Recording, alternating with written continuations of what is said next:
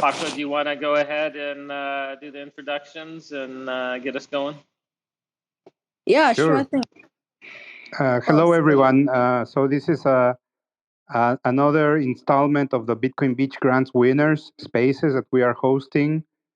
We are so happy to have this time School of Satoshi. It's Angela.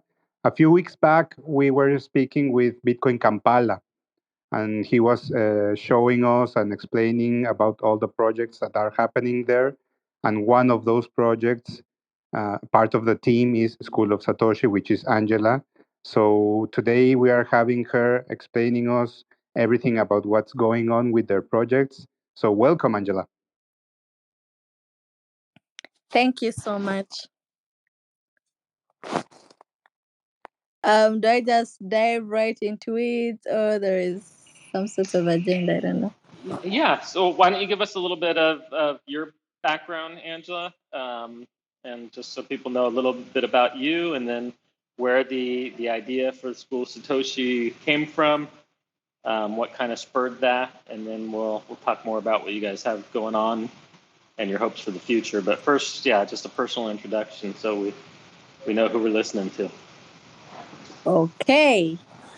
My name is Angela Wafoyo. I'm from Uganda. I am a law student, doing my final year, starting next month, and I have been in the Bitcoin space for 2 years now, and I started off with I don't know, just looking through crypto and all these different coins, the shit coins and all of that. So I was just curious about the whole thing. But then my eldest sister, who lives in the UK, was more into Bitcoin. So she'd always talk to me about Bitcoin. But at the moment, I wasn't really interested. I mean, I was just a high school child ready to get out into the world, and I don't know, do all these sorts of different plans people have going on in their heads at that time. So she would always like get me into look into this, see this, but at the time I was just so focused on the Doge coins, the I don't know, polka dots, because for some reason they were interesting at that time. So yeah, but then eventually, when I finished my high school final year, and I was in this sort of long holiday, that holiday where you're prepping now for university. I had a sit down one-on-one with her, and she like took me through word per word Bitcoin is, and I met Brandon and a fan. And at the time they were also engaged in crypto education generally, so I got interested because they were teaching other stuff and not Bitcoin only. But following from that interaction with them, and events that fell out after that, getting to realize that these other coins are not as sustainable or as, I don't know, legit as Bitcoin. Yeah, I decided to focus on Bitcoin and just try to explore more on what it is about, and the blockchain technology as well in large. I started rethinking my whole legal career, if I was to have one. What is it that I was going to do as a lawyer in the space? I mean, everyone is, I don't know, seeking to be a civil lawyer, criminal lawyer, family lawyer, etc, etc. I just felt like that was so boring, like it was so ordinary. Like, yeah, we all get out of law school and we are, I don't know, looking to stand in front of a judge and make all these arguments. Like, it's so basic, and I just wanted to do something different. So during my period of venturing into blockchain technology, I had this crazy, not so crazy idea, or I don't know, zeal of wanting to become a blockchain lawyer, blockchain technology lawyer. So I just wanted to, I don't know, figure out some sort of regulations around it, and something like that, which was very challenging and complex at the same time. But within that process of I don't know, finding my way through BTC and blockchain as a whole, I stumbled into, or vice versa, Felix stumbled into me, Felix Mokungu, who is the founder for the core. So yeah, we kind of exchanged ideas, and I started out as a co-host and as an educator for the core, because at that time he had also just started up the core. And yeah, so basically I would And can you help him. explain what that is? The core. Yeah. Oh, okay. The core 21 million is a Bitcoin education program in Kenya, run by Felix Mukungu. So basically, he does education for Africans. Actually, not Africans only, globally, because he has had students from the US, the UK. So he just does Bitcoin education in general. But aside from that, the core is also venturing into graphic design. So they design like Bitcoin merchandise, let it be flyers, I don't know, jumpers, capes, just to get this ideology of, when you wear your statement, people get curious and they're like, okay, what the hell is he wearing? And maybe it intrigues their mind or something like that. So basically, those are the two major fields into which they venture in.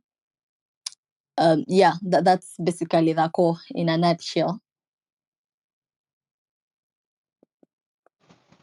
Great. And so you became involved with working with them, and then Yeah. yeah, explain how that transpired and how that led to School Satoshi, or if there was some other things in between. Okay. So yeah, my moment, should I say, or my time with the core gave me that I don't know, it gave me that stepping stone that I was so how do I say it? I was a laboratory when I was talking, like when I would teach, he would always give me feedback. He's like, you taught well, but please do this here and here, please do this here and there. So each time I kept on doing it, like each time the education program kept on recurring, I would always better my speech or my education way, or I don't know, something like that in general. So I co-hosted and tutored with them for 3 cohorts. And then each time they would have graduation, which is basically on Twitter, I would MC their their graduation online.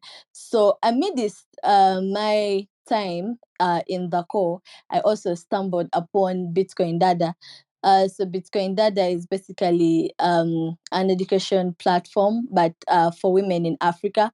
So basically, they look at empowering women in Africa through financial literacy, focusing on Bitcoin. Yeah, so I joined the fifth cohort of Bitcoin Dada. Uh, Myself, Edith, and Martha, we were the first 3 Ugandans to sign up for Bitcoin Dada education program.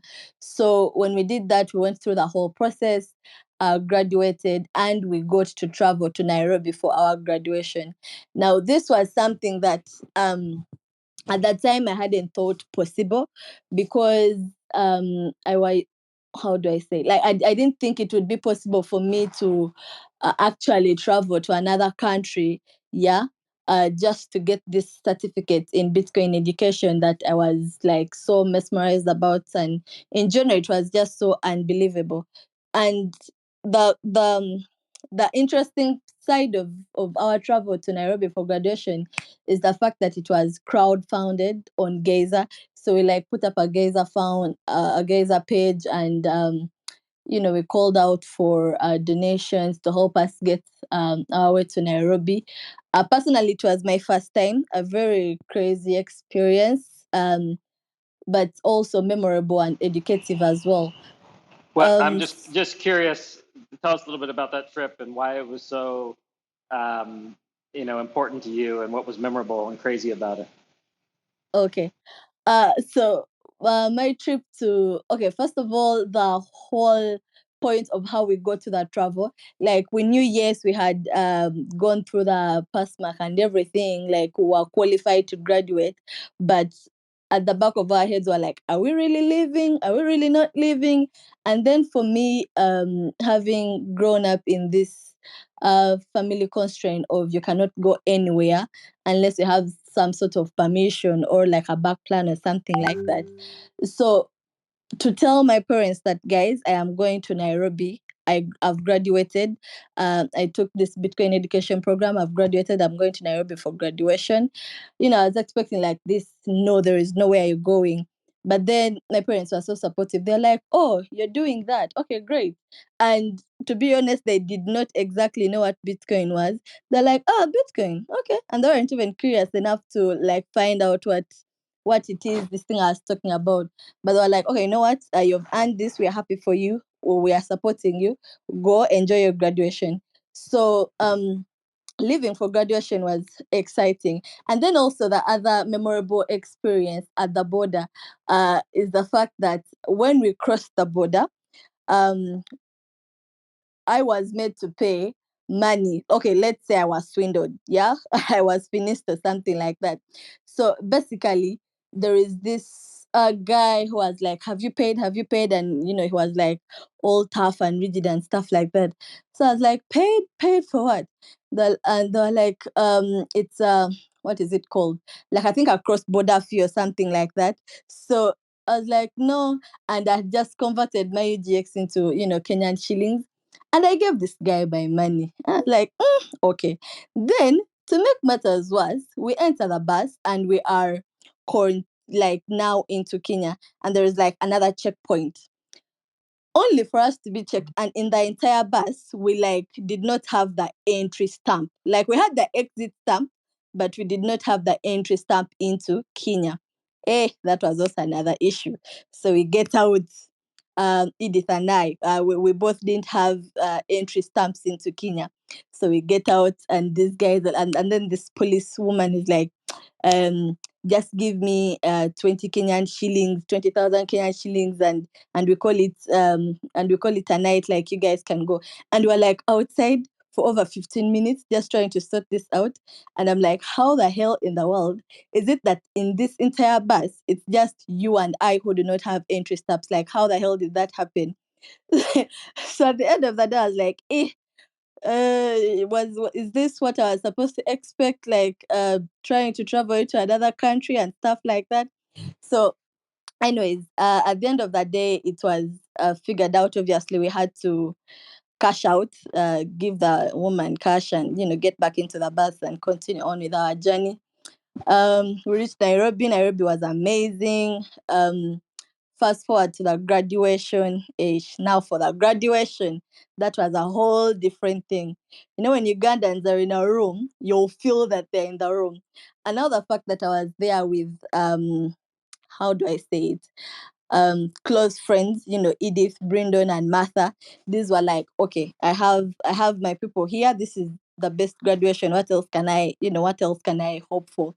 And the fact that we're like the first Ugandans or the first dadas ever to cross a border into their country to attend graduation, that was a big deal. And that mere act or our graduation birthed Bitcoin Dada Uganda, and it was the first expansion branch for Bitcoin Dada in Africa.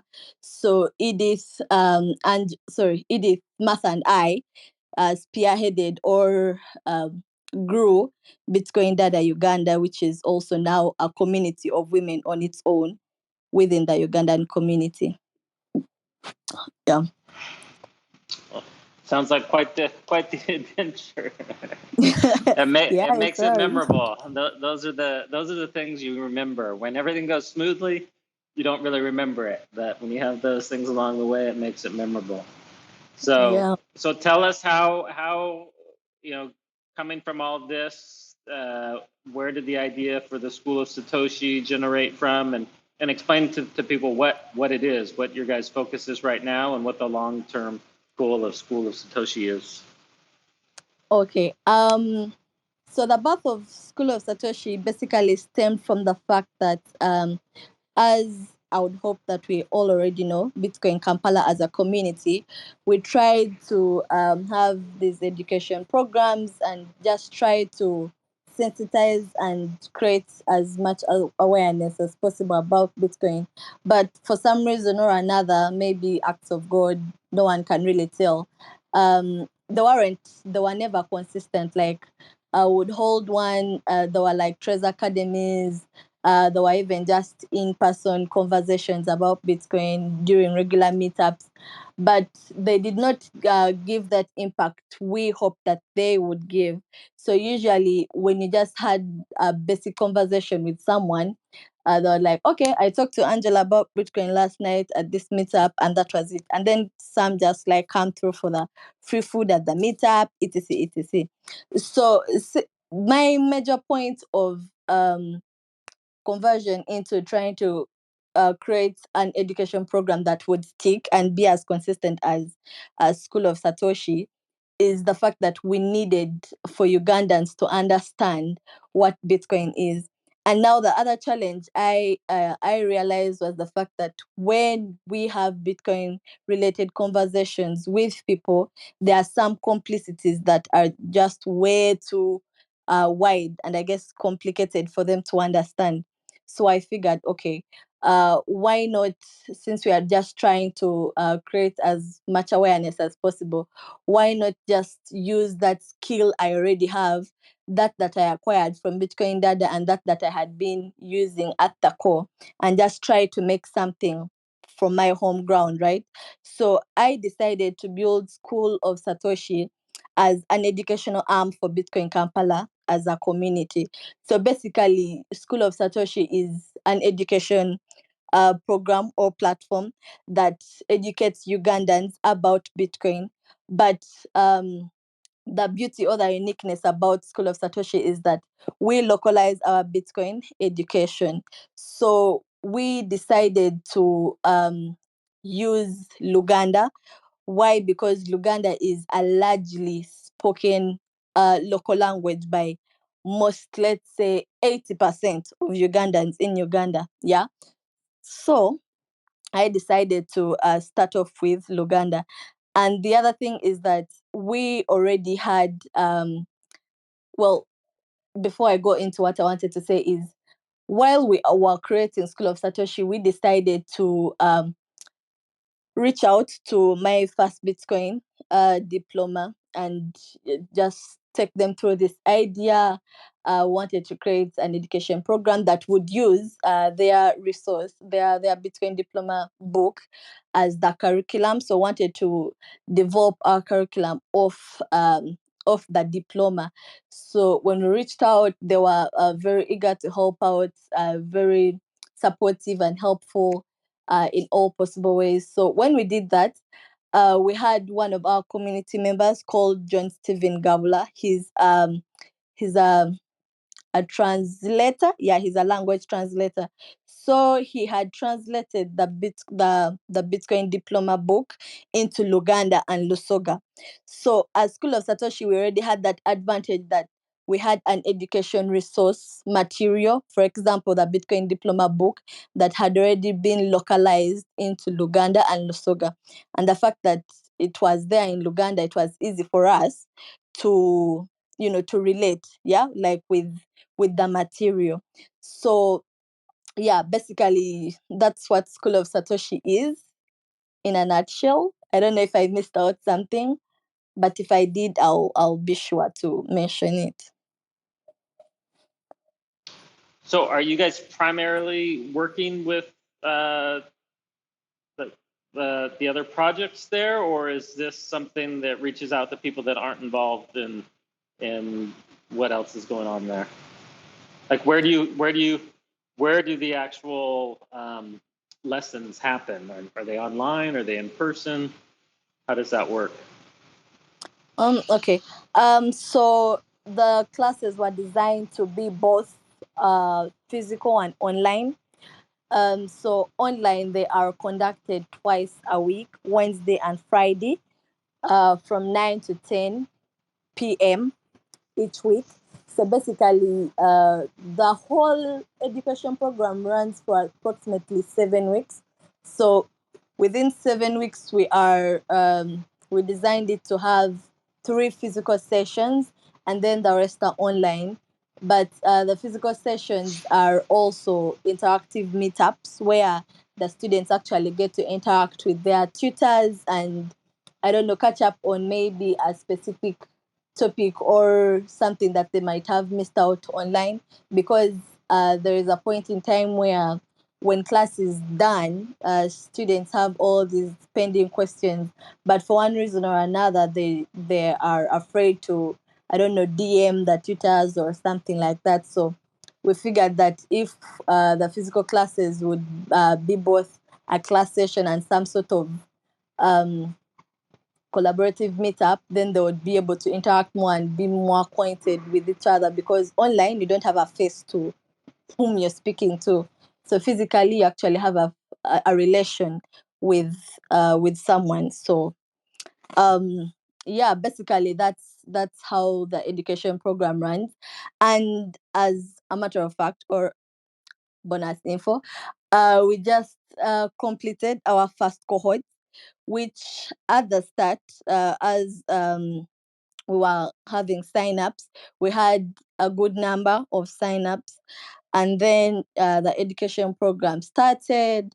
Some dropped off, obviously, but then we had quite a number of students who are consistent throughout, and they were able to do their assignments and go through the final assessment as well, which we just finalized tonight. So it's been interesting also, because it just shows how much dedication and will that they had, or they have, to have stayed through the entire 7 weeks plus now, I guess. And then also the fact that it was challenging in a very beautiful way, because on a normal day, guys would be like, when you live in Uganda, and it's like Luganda, on a normal day when you're having bare conversations with someone, it's all banter and jokes and stuff, and relations and all of that. But then when it came down to the fact that you have to explain concepts of miming, mimples, hash rates in Luganda, like that process of switching the word mining to Luganda is a whole different what should I say, a whole different journey. Like, you have to first sit and think, and I'm like, am I saying the right word? So to make sure that we are delivering the right knowledge, because we don't want to feel like we are also teaching ourselves through this whole process, which we are, but then at the end of the day, we just want to deliver the right kind of information to the students whom we are taking as newbies. So we wouldn't want the newbies to turn back and they're like, now you're the newbie or something like that. So basically, would have this preview session each time before we'd have a class with some tutors. So we'd sit down and we're like, is your Luganda in order? Can you say such and such a word in Luganda? And then we tease ourselves about the complicated words. Like, for example, if you're translating, let's say, miming. Yeah, so miming in Luganda would be, I think, okusima. Yeah, so basically you're miming something. But then, personally, when I was going through that session with the students, I had to I don't know, repeat it so much and try to make sure that I was delivering the right kind of information in the right vocabulary, right?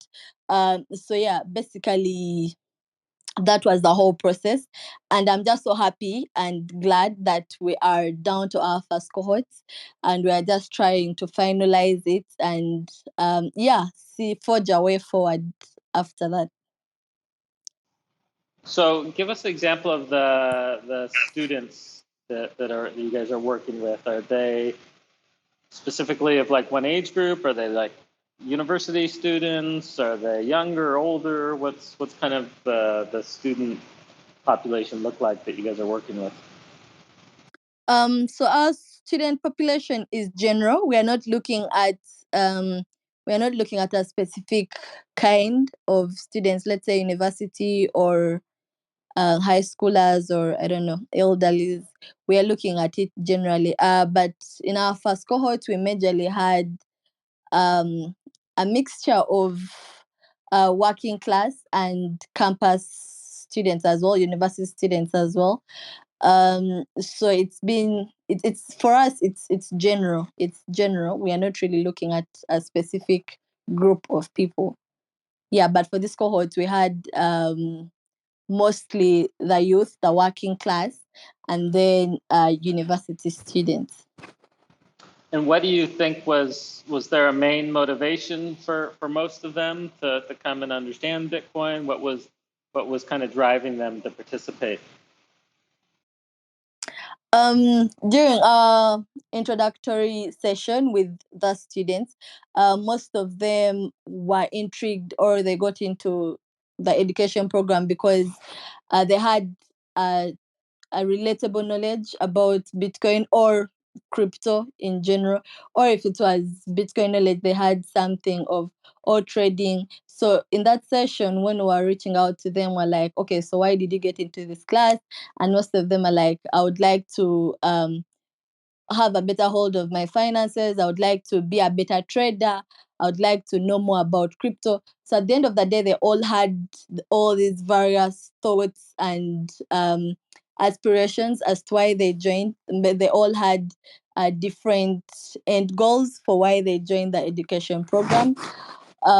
Most of them really it's because they had I don't know, scammy stories, or they had a little bit idea of what crypto or Bitcoin is, and they wanted to just expound more on that and basically paint a clear difference between Bitcoin and crypto, because in our classes we'll tell them Bitcoin is different from crypto, so you cannot associate them with both.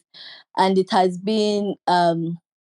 it's been, I guess, kind of a hurdle to get some of them off the ideology of crypto, because most of them are so attached to crypto, and get just turning that into them deeply learning and understanding and expounding on Bitcoin has also been that kind of journey transformation. So I think generally they all had their own personal aspirations. That's why they joined the education program. But from the feedback during the introductory class, most of them just wanted to expound on this hint of a knowledge they had about Bitcoin. So you do see some of them start to shift as they start to understand it better. They come around to understanding the difference, and maybe come out of the class thinking about it differently than they went in. Yeah, yes, I do. So what is the long-term goal for this project, and how are you guys planning on using the funds from the grant? The long-term goal for School of Satoshi is to create a broader Bitcoin community. Now it just doesn't end with educating, because you teach and teach and teach and a student will not do anything. So that's why at the end of our education programs we are also taxing them to get that knowledge, find something like look through your community, look around. What is it that you can possibly do with this knowledge? Maybe it could be a tiny little solution, but at the end of the day, it's still creating a positive change. So we are not only ending at educating, we are looking at a broader picture of trying to guide them and give them stepping stones into creating other innovative ideas, not only around Kampala. Wouldn't want to exist at only Bitcoin Kampala. Would like to have Bitcoin Masaka, Bitcoin Jinja, Bitcoin Gulu, depending on all the various districts. So ideally, we want to get the students who have acquired this knowledge and have proved that they are willing to make change and innovations in the community, to go and further do the same in other parts of the country. It might not be as short term as one would paint it. It might not be a 1 year, 2 year thing. It's going to take a long period of time. But at the end of the day, we are just trying to see that Bitcoin knowledge and adoption does not stick to Kampala, but is as far wide as other possible districts.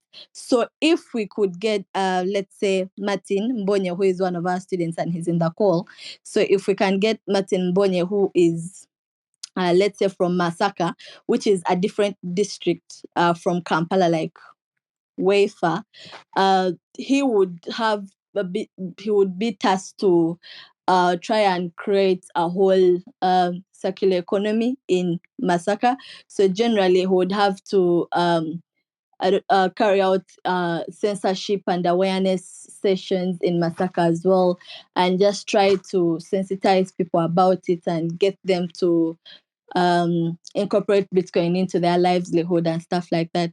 So our other long-term goal is the fact that we don't want to stay at operating digitally. We also want to come on ground and actually show handmade efforts, on ground. So this would basically include um setting up let's say a conventional space where we could have all the different Bitcoiners take a look at the Bitcoin Kampala community. It has a branch of JCB, it has a branch of Meta Coffee, it has a branch of School of Satoshi, it has another community in Najana Nkumbi. There are all these vendors. So if we could have this space where we just collect everyone and try to create some sort of let's say community change, where we use these already existing Bitcoiners in the community as proof to the other community members that this is something that's happening. It's not just hearsay. So we are looking at just trying to create this conventional space where people can come in, share ideas, maybe play games and win Bitcoin prizes or stake for winners or something like that in Bitcoin. So it's still a developmental idea. Really, it's still under the books, but at the end of the day, we just want to show the practicability uh, of the existing Bitcoin communities and not just in Kampala, like I said, but far wide. If no, not if. Far wide. Awesome. I love it. Well, would you be open to seeing if there's any questions in the audience? We usually do that at the end, if that's okay with you. It's okay. Angela? I'm open to whichever. Okay. So Paco, can you see if there's any questions in the audience? You want to lead that? Sure. So everyone, if there is someone that wants to ask a question, just request to speak, and I can bring you up to stage. And remember to stay on topic always. So just okay. I'll give a few minutes. Yeah. So I will start while we're waiting to see if there's any requests. I'm just curious, Angela, is the average, if you were to go up to the average person in Uganda, in say the capital city, say in Kampala, that and ask them if they have heard of Bitcoin, would the average person have heard of Bitcoin? And for those who had, would their impression usually be linked to a scam, or would they view it positively, or what's the general perception of people towards Bitcoin? For an average person, yes. If you ask them about Bitcoin, they would have an idea or a bit of knowledge about it, really. And with most people that I've interacted with, yes, it's always the scammy bit of it. They're like, I've lost money, I've done this, I've done that. So at the end of the day, someone always has some bit of knowledge or relation, or maybe they've lived through some sort of experience with Bitcoin scams or losing money in exchanges or crypto in general. So they always, for an average Ugandan, yes, they always have an idea. Like it's either, I don't know, some coin or not really Bitcoin, but it's always some coin, but they always have this idea that it's a crypto and it's a minimum, they take it to be a money making scheme, which is a scam. Yeah, so they always have an idea.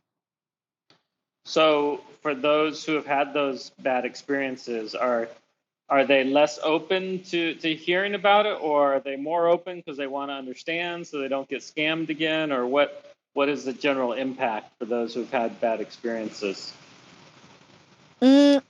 It depends on the personal perspective of the person. There are those who have been open to um, unlearning and learning like new concepts and the whole understanding of Bitcoin.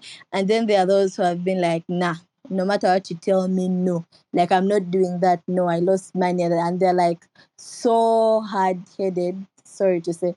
But they have that standpoint of, I put money in there, I lost it, I was scammed. There is nothing you're telling me about Bitcoin. So usually it is I think a personal perspective or a decision that a person decides to take. Some of them, they actually see, for the people who have decided to uh, expound more or change their knowledge maybe they had about Bitcoin, or just to relearn the whole concept. Uh, Most cases it's because they've actually seen the use cases. Maybe they have these friends or family in their lives that have uh, had a good livelihood or something like that, and they do it through Bitcoin or blockchain technology or generally something like that. So they'll be like, okay, but now if a fund is able to live like this, then why not I? So I guess it's some sort of trigger, yeah, that gets to them at the end of the day, and they're like, okay, let me give this a shot, and they're actually open to learning. And usually those are the good kind of students, because they will fire you questions. You know those questions where you sit and like, yo, I also need to go and reread my things or relearn and research and like that's how like they are just that curious, which is a very good and challenging thing at the same time, because at the end of the day, when you're delivering, you have to deliver. You can't deliver half baked, you can't deliver half done. You have to deliver. So those are the intriguing kind of students. And then for those who are like so on point, no, you're not changing my mind, you're not what. Usually with those, I just give them time. I tell them, you know what, this will happen. As a matter of fact, I have a friend of mine. He's called Bill. He signed up for School of Satoshi education program, but then for some reason or another he wasn't able to pull through the whole education program. Now this is a guy who had a scammy experience with Bitcoin. Like, he lost loads of cash in some sort of scam that was going on. And um like, he was like, you know what, on all that money I lost, I do not know why you guys are even talking about Bitcoin. Like, he was so angry, biased. He was like, no, you can't tell me about Bitcoin. And then each time I would enter class wearing like my Bitcoin Kampala t-shirt or my Bitcoin branded t-shirt, he would be like, don't sit next to me, scammer. So he nicknamed me scammer, and I'm like, okay, fine. And then with time, like, I just decided, you know what, I'm not going to be so stuck on him. And I'm like, no, hear me out, do this, do this. I was like, let me give him time. So at the end of this cohort, when we were like coming to the end of it, he reached out and he's like, but Angela, okay, now I really want to know, what is this Bitcoin thing? How come for you, you do not complain about the scams, about the what? What is it that you did different that I did not do? So at the end of it, his curiosity to, I don't know, to maybe change the perspective that he has about Bitcoin in general. And maybe it could have been the time period, the time out I gave him. Maybe that could have done the change. So for those who are hard headed, I guess I just let them be. But then for these ones who are like, okay, now let me learn. You also have to get prepared because you have to deliver top notch. So yeah, generally that's it. I love it.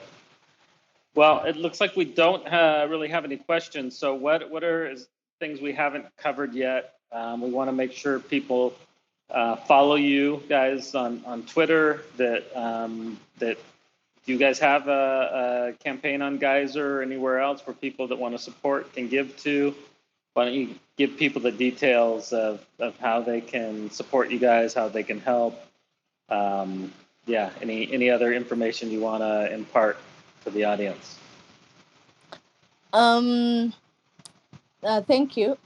Ways that we can be supported. Yes, we do have a Geyser fan page up and running, and